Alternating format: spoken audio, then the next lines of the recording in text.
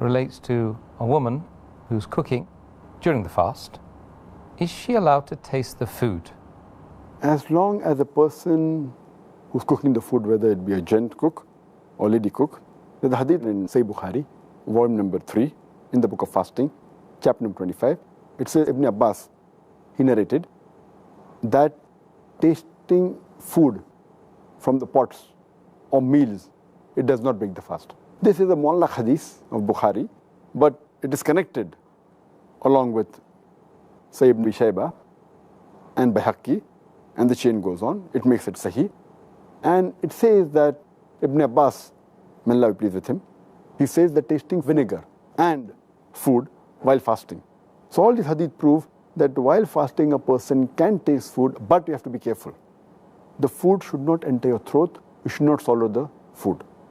And that is the reason the scholars say that if it's required, you should do it. Otherwise not. For example, Imam Ahmad ibn Hanbal, he says that tasting food is makruh, unless it's a necessity. Same with Shaykh ibn Taymiyyah. He says that it is makruh unless it's a necessity.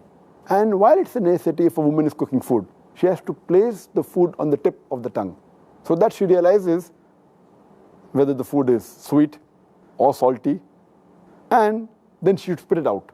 She should not swallow it. So that will not break her fast. Or if a mother wants to give food to the baby, and the only way she can give is by chewing it. So she is permitted to chew the food and then give it to the baby. But care should be taken that they should not swallow any particle of the food. She should spit it out. So these are necessities where it's permissible to taste food, but unnecessary. Just because you're feeling hungry and you taste it, it's makruh, though it will not break the fast. Makruh means discouraged. It will not break the fast. But otherwise, for a necessity, it can be done, but care should be taken. It does not go down the throat. It should not be swallowed. After tasting, the food should be spat out.